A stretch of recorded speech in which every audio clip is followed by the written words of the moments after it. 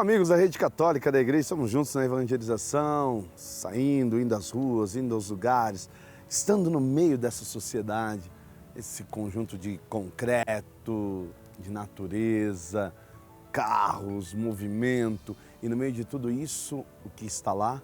Palavra de Deus. Que essa palavra ela se move com você, ela se move comigo. É com a gente que ela vai ter esse movimento. E é através da Rede Católica da Igreja que nós queremos que esse movimento aconteça. Que a palavra ela seja inserida na sociedade, que ela seja inserida na vida, que a palavra esteja permeando todos os lugares, todas as camadas dessa sociedade. Isso depende de você. Precisa que você faça a sua parte, precisa que você dê o seu sim, precisa que você dê o seu passo para isso acontecer. Está disposto? Está disposto a fazer isso? Junto evangelizar? Porque junto evangelizamos muito mais. E na evangelização quero te convidar a fazer parte dessa obra, nos ajudar a manter a evangelização. Ligue para o 041 3221 6060, dígito 1. Juntos evangelizamos muito mais. Palavra de Deus na mão. Evangelho de Marcos, capítulo 11, versículos do 27 ao 33. Que nos diz: Jesus e seus discípulos voltaram outra vez a Jerusalém. E andando, Jesus, pelo templo, cercaram-se dele os príncipes dos sacerdotes e os escribas e os anciãos. Perguntaram-lhe: com que direito fazeis isto? Quem te deu autoridade para fazer essas coisas? Jesus respondeu-lhes: também eu vos farei uma pergunta. Respondei-me, eu vos direi com que direito faço essas coisas. O batismo de João vinha do céu ou dos homens? Respondei-me. Eles corriam lá consigo. Se dissermos do céu, ele dirá: por que razão? Pois não crestes nele. Se ao contrário dissermos dos homens, tememos o povo. Com efeito, tinham medo do povo porque todos julgavam ser João deveras um profeta. Responderam a Jesus: não o sabemos. E eu tampouco vos direi, disse Jesus. Com que direito faço essas coisas? Palavra da salvação. Glória a vós, Senhor. Nesse trocadilho a gente dá até uma risada, porque eu imagino Jesus no meio dessa confusão toda, com mestres da lei. E aqui eu achei bonito até o título que essa tradução nos trouxe: príncipes dos sacerdotes. Ou seja, já não basta ter a turma do sacerdote, ainda tem uma rasca mais alta do que ele ainda, a poder importunar mais ainda. Você sabe o porquê essa discussão? Saímos daquela cena do templo, quando no templo Jesus jogou tudo para cima. Os caras estão doidos com Jesus, estão pé da vida com o que ele fez. E vão questioná-lo, com que autoridade ele faz isso? E você diria por quê? Mas espera aí, a função do sacerdote, padre, não era santificar, a função do sacerdote não era levar as pessoas a uma santidade, a oração? Era. Qual foi a crítica de Jesus? O que estão fazendo com a casa do meu pai? O que estão fazendo com aquilo que o meu pai vos confiou? O que estão fazendo com o templo, com a casa de oração? O quê? E a pergunta continua para nós hoje: o que estamos fazendo com a casa do pai? Diante da resposta, diante da nossa explicação, e Jesus pede essa explicação a cada um de nós. Nós podemos aqui então ouvir a resposta de Jesus: com que direito fazeis tudo isso? Com o direito que vem do Pai. Um direito daquele que zela, um direito daquele que cuida, um direito daquele que sabe o que é do Pai, como tem que ser as coisas do Pai.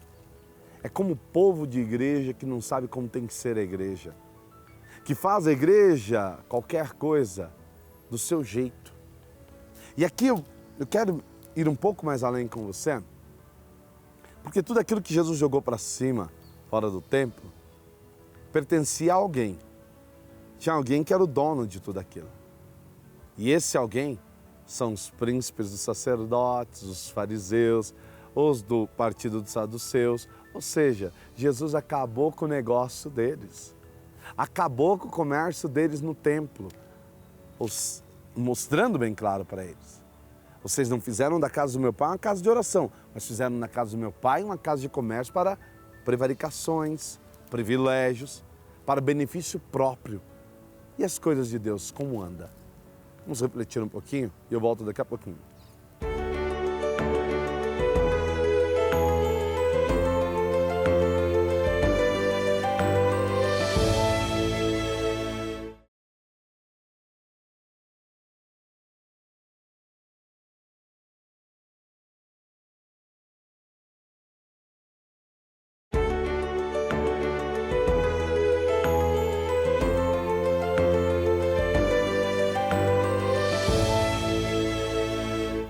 Voltamos com o programa Com a Palavra aqui na Rede Católica da Igreja, a sua rede, a nossa grande família de evangelização. E você já ligou para o 041 3221 6060, dígito 1, ligue, participe, interaja conosco. Seja você também um mantenedor dessa obra, ajude-nos a evangelizar, porque juntos evangelizamos muito mais. Palavra de Deus na mão, o evangelho que nós já estamos meditando, evangelho de Marcos, capítulo 11, versículo do 27 ao 33.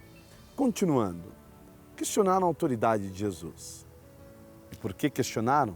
Lhe coloquei a par. Estes homens são donos daqueles grandes comércios que ali estão. Deveriam fazer as funções dentro do templo, mas não, estão mais preocupados com quanto eles arrecadam do lado de fora.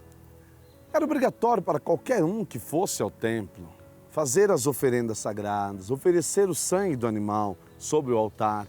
Concorda? Tem que ter quem vai vincular tudo isso. Por que deixar isso na mão de pequenos? Por que deixar isso na mão de pequenos operários ou latifundiários de pequeno porte? Não, sejamos nós os detentores de tudo isso. Você vai entendendo aqui toda a discussão de Jesus. A casa do meu pai já não desempenha mais a sua função. Quando ele realiza uma cura, gente, eu estou esperando sempre essa ideia. Jesus realizou uma cura. Aí você olha para a cura e diz, porque Deus tinha que fazer isso. Deus que faz, mas Deus escolheu a sua casa para realizar ela. A igreja, o templo, a sinagoga, é o lugar da cura. É o lugar da bênção. Onde o filho é curado? Na acolhida. A atitude de Jesus o tempo todo é acolhida. Gente, a gente fica ali olhando. Você viu alguma oração extraordinária? Você ouviu Jesus fazer algum truque para conseguir realizar? Não! A pergunta é sempre o que a pessoa quer, acolhimento. Diante do que a pessoa quer, a fé. A fé, o ato de crer. Eu creio que tu és o Deus do impossível. Eu creio que tu és o Messias, o Filho de Deus. Eu creio que tu és um dos grandes profetas. Então, à medida que você crê, tudo pode ser mudado. Lembre daquele jovem rico. O jovem, olha, eu cumpro os mandamentos, eu cumpro os preceitos, eu faço tudo bonitinho, mas não sou capaz de deixar tudo para te seguir. Então não dá. Por quê? Houve a acolhida, houve o encontro, mas o encontro gerou o quê? Gerou o crer? Gerou a fé? Não, gerou títulos. Mestre, bom mestre. Por que me chamas de bom mestre? É a pergunta de Jesus. E aqui, de novo, a gente tem que voltar a essa cena sempre. A igreja, lugar de acolhida. Isso os bispos têm enfatizado, o Santo Padre tem enfatizado para nós. Tem cobrado de mim, tem cobrado de você. Tem cobrado dos padres, como tem cobrado da comunidade. Às vezes a comunidade também não é portas abertas. Portas abertas, gente, não é ter lá uma porta santa. Portas abertas, né? Tem uma porta enorme na frente da igreja e está aberta com a senhorinha às vezes lá para dizer seja bem-vindo em nome do Senhor Jesus. Só isso não basta. Precisa que isso se torne atitude.